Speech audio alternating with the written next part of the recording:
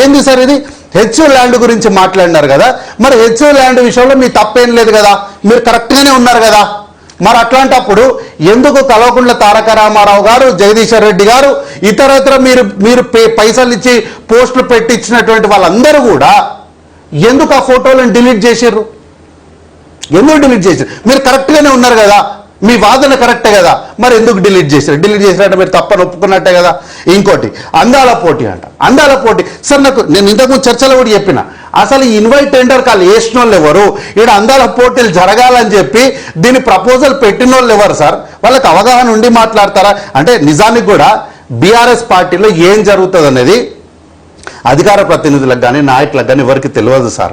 ఎందుకంటే కల్వకుంట్ల కవిత లెటర్ రాసినప్పుడు ఆ లెటర్ మా అక్కనే రాయలేదు, మా అక్క సంతకం అట్లా ఉండదు, అది కాదు అన్నారు. నేను సబ్జెక్ట్ అని చెప్తున్నా సార్, నేను సబ్జెక్ట్ అని చెప్తున్నా అన్నారు. అన్నప్పుడు సాయంత్రానికి వచ్చేమన్నది, లేదు లెటర్ నేనే రాసిన అన్నది.